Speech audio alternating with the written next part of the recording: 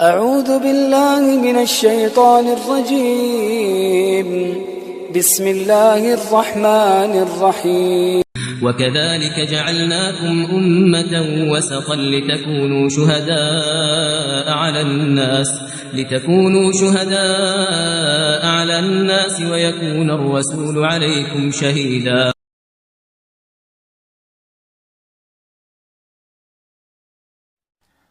Deməli, sual verirlər ki, qılınc gücü müsəlmanı sözünün mənası nə deməkdir? Yəni, bu bir şübhədir ki, yayıblar bunu. Deməli, Bismillah, elhamdülillah, və salatu və salamu ala Rasulillahi və ba'd. Deməli, birincisi bilmək lazımdır ki, İslam sələm sözündəndir. Yəni, istisləm, yəni Allaha tabi olmaq, Allaha həmçinin əl-xudu lillah, Allaha boyun əymək. Yəni, Allaha tam şəkildə boyun əymək, tabi olmaq və həmçinin sülh sözü də, yəni İslam sözü, sülh sözü ilə əlaqəlidir. Yəni, sələm, yəni sülhdür. Ona görə də birincisi onu bilmək lazımdır ki, İslam dinində məcburiyyət yoxdur. Allah Teala Quran-ı Kərimdə buyurmuşdur, La ikrahə fid-din. Yəni, dində məcburiyyət yoxdur. Ona görə də, əgər fikir versəniz tarixə, İslam fatihləri ölkələri fəth edərkən insanları qılınc gücü ilə məcbur etməyiblər ki, İslamı qəbul etsinlər. Əksinə, İslam dini rəğbətləndirib ki, insanları gözəl şəkildə İslama dəvət etsinlər. Ona görə də Allah Teala Ən-Nəhl surəsi 125-ci ayədə nə buyurur? Ud'u ilə səbili rabbikə bil hikməti vəl mev'izatil həsənə və cədilhum billəti hiyə əhsən. Və Allah Teala elə bu ayədə buyurur ki, sən onları gözəl şəkildə Allahın dininə dəvət et. Ud'u ilə səbili rabbikə, öz Rəbbinin yoluna dəvət et. Bil hikməti, hikmətlə, vəl mev'izatil həsənə və gözəl öyüd nəsihətlə. Mev'izatil həsənə və cədilhum billəti hiyə əhsən və onlarla ən gözəl şəkildə mübahisə et. Yəni, subhanallah, əgər ehtiyac olarsa insan, yəni, dini gözəl şəkildə başa salmalıdır, hətta başqa dində olanlara. Yəni, sən qılıncla yox, elmlə onlara haqqı çatdırmalısan. Və ona görə də bu birinci məsələ. İkincisi, onu demək istəyirik ki, bu müstəşriqlərin şübhələrindəndir, yəni bəzi şərqşünasların şübhələrindəndir ki, bəzi misallar çəkəcəyim inşallah ki, bu batil bir şübhədir. Deməli, məsələn, götürək İndoneziyanı. İndoneziyada İslam necə yaranıb? Necə yayılıbdır? Hansı qılınc gücü ilə yayılıbdır? Tarixdən bir fakt gətirin ki, orada müsəlmanlar qılıncdan istifadə edirlər. Əksinə, müsəlman tacirlər gözəl əxlaqları ilə, İslamı yaşamaları ilə, İslamın həyat tərzini onlara gözəl şəkildə təqdim etməkləri ilə İslam dinini orada yaymışlar və insanlar müsəlmanların tövhid inancından, əqidəsindən və gözəl əxlaqından təsirlənmişlər. Və yaxud da baxın, müsəlmanlar Hindistana təxminən 1000 il boyunca hökmranlıq ediblər, qılıncdan istifadə etməyiblər. Yəni, dini qəbul etdirmək üçün insanlara, yəni İslamı qəbul etməyə məcbur etməyiblər, nə də qılıncdan istifadə etməyiblər. Sən yəni buna görə dini qınaya bilməzsən. Və yaxud da baxın, 700 ildən daha çox müddət ərzində müsəlmanlar İspaniyada, yəni Əndəlüsdə deyək, tarix kitablarında, məsələn, Əndəlüsdə hakimiyyətdə olublar müsəlmanlar və müsəlmanların torpaqları olub oralar və görün orada müsəlmanlar elmi yayıblarmı, yoxsa qılınc gücü ilə İslamı qəbul etdiriblər? Xeyr, sadəcə fəthlər olub və fəth zamanı təbii ki, düşmən tərəflə üz-üzə gələndə hər iki tərəf bir-biri ilə mübarizə aparır. Bu başqa şeydir. Amma dini yaymaq, dini qılınc gücü ilə yaymaq, insanları qılınc altından keçirmək, belə bir anlayış yoxdur. Və bu batil bir iddiadır. Əgər kimsə nə isə bir şey demək istəyərsə ki, belə bir şey var tarixdə, onlar yalnız Səfəvilərdən danışa bilərlər ki, onlar da İslamdan uzaq bir tayfə idi və onlar əksinə Əhl-i-Sünnəni qılınc gücü ilə Əhl-i-Sünnəni devirib və batil bir etiqadı yaymışdılar. Və xüsusən də bizdə olan məlumata görə və insanları qılıncın altından keçirən Şah İsmayıl Xətai olmuşdur. Və həmçinin bəziləri deyə bilər ki, bu IŞİD, Əl-Qaidə, Ən-Nusra və Boko Haram və başqa bir çox terror qruplaşmaları, onların etdiklərinə nə deyirsiniz? Onların etdikləri də Səfəvilərin etdiklərindən heç də fərqlənmir. Çünki bunları ümumilikdə bölsək, biri Rafizi tayfasıdır, biri də Xavariz tayfasıdır ki, Peyğəmbərimiz sallallahu aleyhi və səlləm ümmətindən bir qrup azmış insanların çıxacağını xəbər vermişdir. Əl-Əxsus da Xavarizlərin çıxacağını xəbər vermişdir və ümmətinin firqələrə bölünəcəyini xəbər vermişdir və haqq yolda yalnız bir tayfanın olacağını qeyd etmişdir ki, onlar da Quran və sünnə ilə gedənlərdir, Peyğəmbərin yolu ilə gedənlərdir. Lakin insanları öldürənlər, insanları qətl edənlərin, bunların heç birinin İslamla əlaqəsi yoxdur və bugünkü dünyada insanları qorxutmağı qarşısına məqsəd qoymaqla özlərinə bunu dəvət üslubu seçənlər və insanlara qarşı vəhşiliklər edənlər heç cür rəhmət dini olan İslamla yəni bağlanıla bilməz. Ona görə də İslam dini rəhmət dinidir və onların əməllərindən uzaqdır. Və yaxud da baxın, Malayziyada hansı qılınc gücü ilə Malayziyada İslam yayılıb və ya hansı ordular ora gedibdir? Hamısı müsəlmanların gözəl təbliği nəticəsində orada İslamın yayılması ilə baş vermişdir, Allahın müvəffəqiyyəti ilə. Və ya Afrikanın şərqində, qərbində və bir çox yerlərində İslam adi təbliğçilər vasitəsilə yayılmışdır. Bəzən bir qəbilə başçısının İslamı qəbul etməsi ilə bütün qəbilə İslamı qəbul etmişdir. Hətta bəzən böyük bir dövlət bir başçının İslamı qəbul etməsi ilə orada İslam yayılmışdır.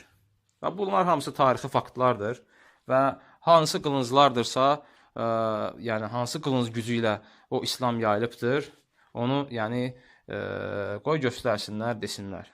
Başqa bir misal deyim sizə. Son 100 illikdə İslamı qəbul edənlərin sayı dünyada deyirəm, yəni. İslamı qəbul edənlərin sayı başqa səmavi dinlərə baxdıqda o dinləri qəbul edənlərdən qat-qat çoxdur və hətta xristianlığı, yahudiliyi və başqa dinləri arxada qoymuşdur. İndi mənə deyim, görüm, bu hansı qılıncın gücü ilə baş vermişdir? Qılınc gücü müsəlmanı deyirsiniz. Bugün İslam Amerikada, Avropada ən sürətlə yayılan bir dindir. Mənə deyin görüm, bu hansı qılıncla, hansı güclə baş verir? Məgər Allah istədiyini hidayət etmirmi? Ona görə də Allah Subhanahu wa Taala Quran-ı Kərimdə buyurmuşdur: "Huvellezî arsala rasûlehu bil-huda ve dînil hakk liyuzhirahu ala'd-dîn kullih ve lev keriha'l müşrikûn." El-ayə. Və Allah Taala Tövbə surəsi 33-cü ayədə buyurur: "Müşriklərin xoşuna gəlməsə də İslamı bütün dinlərdən üstün etmək üçün öz elçisini, doğru yol göstərdisi və haqq din ilə göndərən odur." Bəli, Allah Məhəmməd Peyğəmbər sallallahu aleyhi və səlləmi haqq din ilə göndərmişdir. Ona görə də İslam dini bugün bütün dünyada bütün dinlərdən üstünlüyünü və haqq olduğunu izhar edir və İslam dini sürətlə yayılmaqdadır. Və mənə deyin görün, bu hansı qılınc gücü ilə baş verir? Əslində bu güc müsəlmanların Allahın nazil etdiyi, yəni müsəlmanlara töhfə etdiyi Quran-ı Kərimdir. Və Peyğəmbərimiz sallallahu aleyhi və səlləmin yoludur ki, bu da onun sünnəsidir. Yəni bu ayədə məqsəd odur ki, Allah özü bu dini yüksəklərə qaldırmaq istəyib və bütün dinlərdən seçilməyini və haqq dini olduğunu insanlara izhar etmək istəyib və Allah Taala bunu bütün bəşəriyyətə yəni göstərmək istəyib. Ona görə də indi bu şübhəni yayan insanlar özləri də çox gözəl bilirlər ki, müsəlmanların bugün nə qılıncları, nə silahları var. Əksinə müsəlmanların gücləri yalnız Quran və sünnədədir. Ona görə də Peyğəmbərimizin sünnəsi ilə, Allahın kitabı ilə mübarizə aparırlar və belə batil şübhələri yayırlar. Əksinə, İslam dini ədalətli dindir, adil dindir. İnsanları əvvəlcə də qeyd etdiyimiz kimi, la ikraha fid-din, dində məcburiyyət yoxdur. Və İslam dini insanların qəlblərinə xitab edir.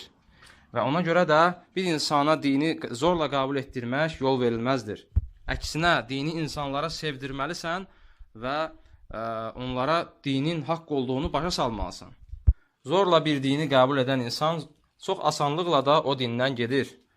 Ona görə də baxın, hətta İslami fəthlərin yayıldığı dövrdə dünyanın böyük bir hissəsini İslam fəthlərinə, ərazilərinə qatıldığı bir zamanda, yəni hətta Peyğəmbərimizin tövsiyələrini müsəlman komandirlər yerinə yetirirdilər və insanları öldürmürdülər və onları məcbur etmirdilər ki, dini qəbul etsinlər.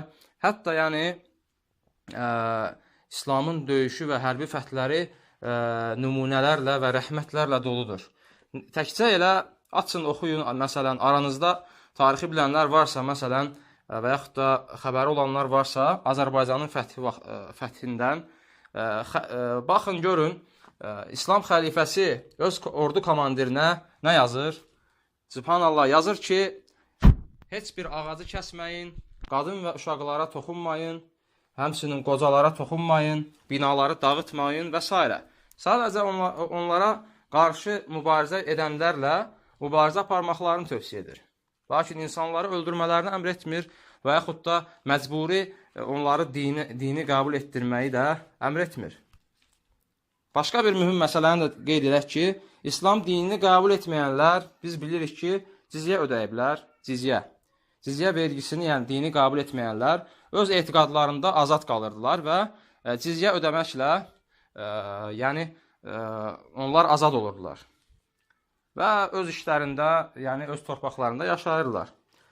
Sadəcə müsəlmanlar həmin ərazidə hökm sahibi olurdular.